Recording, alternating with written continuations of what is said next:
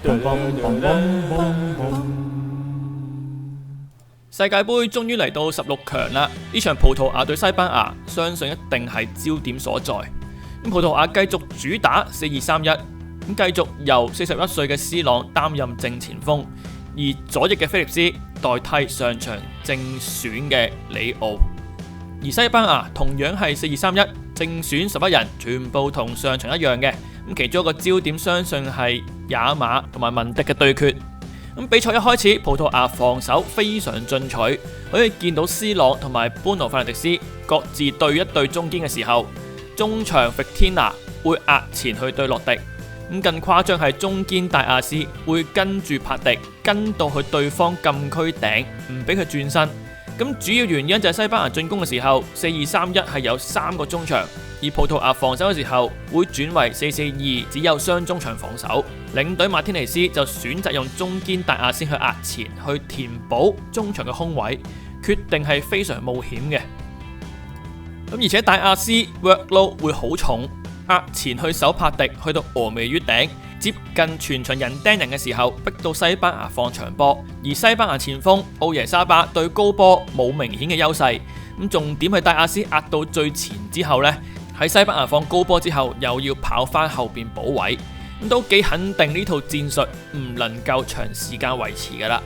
戴亞斯維持一個壓緊前又要隨時準備回後嘅狀態，逼到西班牙長傳即時要跑翻去最後補位。帕迪喺中場呢，頓時無人看管，就見到西班牙本身喺中場嘅優勢啦。但一開波高壓出嚟嘅效果非常好，壓到西班牙做唔到波，揾唔到節奏。當葡萄牙轉到 middle block 嘅時候，般奴費蘭迪斯落一格跟翻洛迪，其餘2名中場跟翻西班牙另外2名中場。但係葡萄牙中場嘅選擇跟人唔跟位嘅時候呢，好容易俾西班牙牽引，令中場出現空位。而西班牙都好擅長利用呢啲空位進行 overload。前鋒奧耶沙巴走到空位，將中堅達亞斯拉出防線。西班牙進攻方式就係不斷進行轉位，嘗試揾出防線空位，然後插入。今次由奧莫走中間空位，中堅準備走前被壓力嘅時候，前鋒奧耶沙巴再準備插入防線身後。葡萄牙嘅防線被拉扯出現空位嘅時候，再嘗試通過空位俾兩翼進攻。不過夜馬今場要面對好 fit 嘅文迪，唔係咁容易產生到威脅。講到葡萄牙進攻，首先要睇西班牙防守嘅時候會呈4-4-2，可以留意到中場兩側嘅 half space 比較多空位嘅。主要因為葡萄牙兩閘牽制住西班牙兩邊嘅中場，理論上葡萄牙係應該要諗點樣 overload 西班牙嘅雙中場，而般奴費蘭迪斯本身就係一個好好嘅人選，擅長喺線與線之間嘅移動。但係葡萄牙因為左翼揀咗菲力斯，馬天尼斯就選擇不時將般奴費蘭迪斯同菲力斯換位，導致般奴位置經常靠近邊路，減低咗佢嘅威脅。當然呢球般奴可以俾直線C朗去走啦，但係般奴卻選擇回傳再組織。而我感到疑惑嘅係域天拿習慣主動回後攞波。如果葡萄牙打雙中場，咁拿維斯應該點樣 support 域天拿呢？又如果葡萄牙進攻嘅時候轉打單防中，咁兩側嘅 half space 又係咪應該要有人 support 呢？當然呢個只係我世俗嘅愚見啦，馬天尼斯可能另有打算。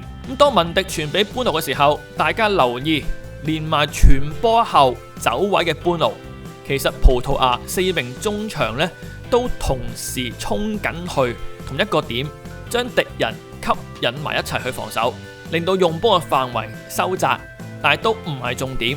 你可以將個波轉移到空位，就係一個 good 嘅 action 啦。但係你睇其他隊友嘅位置，全部都離開好遠。當你4個球員都圍埋一齊嘅時候，你下一個行動係乜嘢呢？而其實菲力斯只要將個波向前推，已經有好多空位可以發展，甚至可以令越位位置嘅 C 朗領先後衛去接應傳中。但菲力斯卻選擇用後腳傳翻入最多人嘅位置，一個最高難度嘅選擇。相反，西班牙就識善用空位。transition 嘅一刻，葡萄牙中場失晒位，西班牙嘅球員立即反應，奧耶沙巴向外走到中堅嘅盲眼位，兼將中堅帶走嘅時候，可以俾到更多空位奧莫。然後一次好靚嘅反擊兼冇越位，奧耶沙巴卻把握唔到今次黃金嘅機會。咁當中堅喺最後攞住波嘅時候，留意葡萄牙4個中場位置全部集中一齊企喺中間。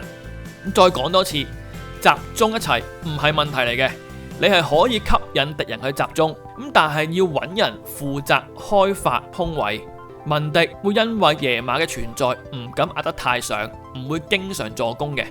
所以當左翼用菲利斯，但係會內切佔咗中間嘅位置嘅時候，般奴應該點樣配合呢？然後再仔細啲睇，4個中場都同時向緊個波走嘅，代表佢哋都同時想攞個波去組織。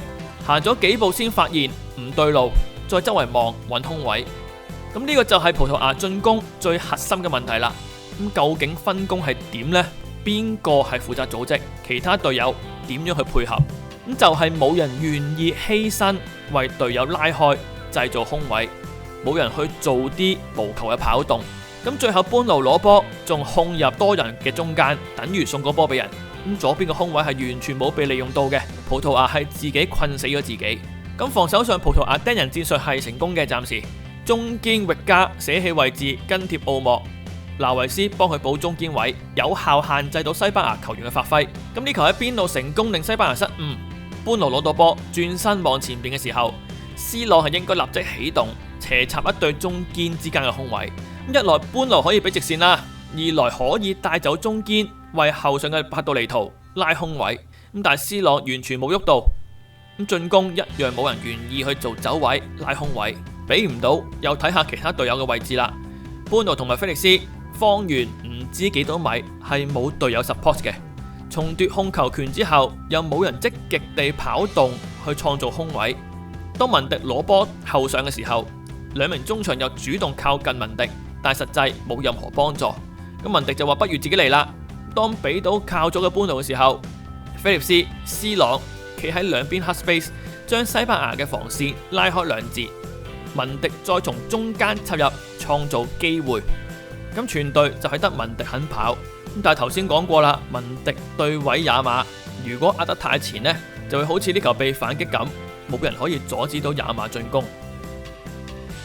咁去到下半場，帕杜尼圖沿右路推進嘅時候，C 朗向外走中堅埋眼位，同時將中堅稍微向外帶走啦。菲利斯再交叉走位向前處嘅空位去走，咁菲利斯嘅走位再吸引到中堅跟佢走前邊。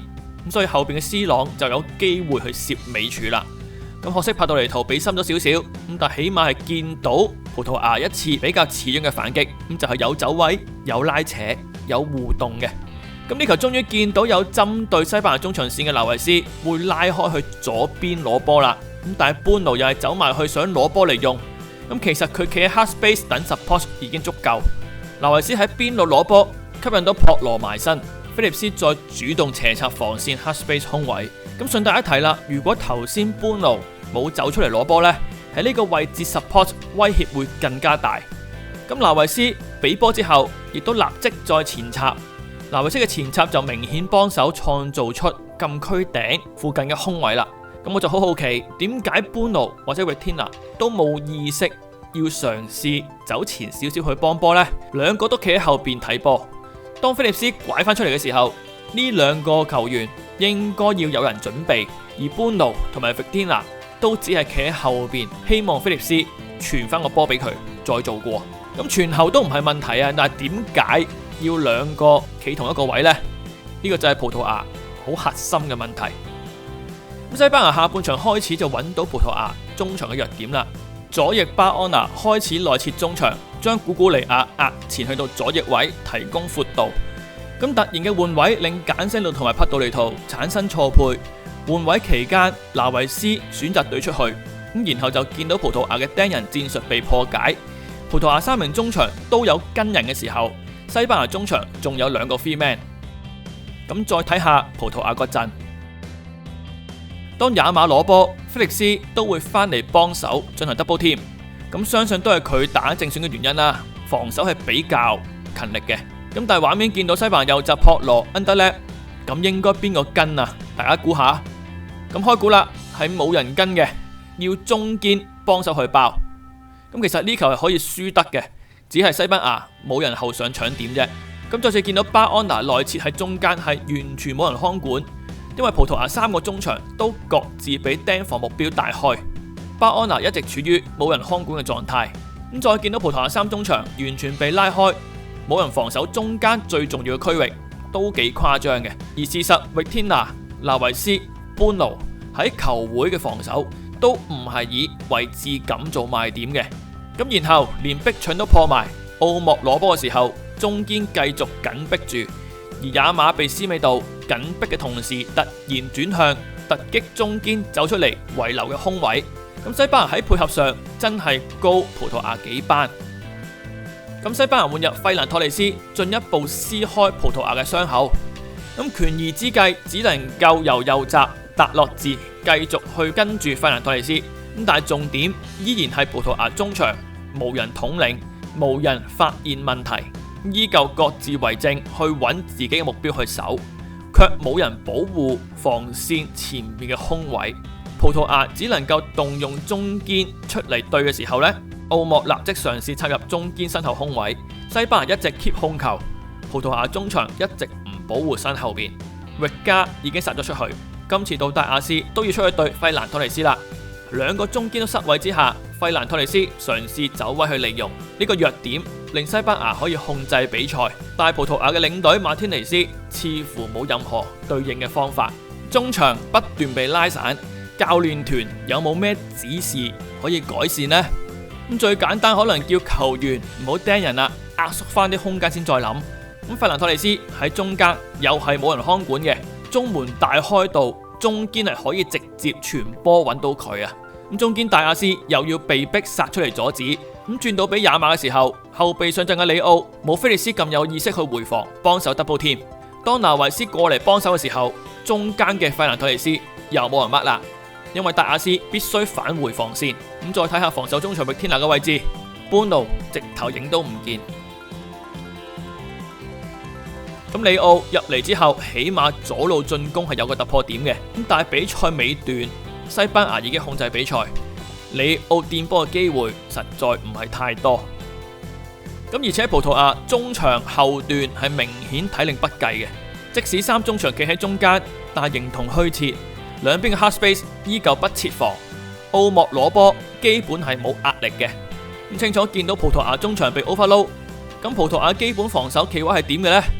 如果係4-4-2，靠左嗰兩個中場完全唔見影，域天拿同埋里奧完全不在位置，咁最少里奧係應該盡快回防，堵塞翻啲空位。咁走到 half space 嘅奧耶沙巴冇人看管，輕鬆轉身揾到也馬，當也馬喺邊線攞波上腳，里奧先翻到，咁但係同時奧耶沙巴去到禁區邊呢，仍然冇人負責。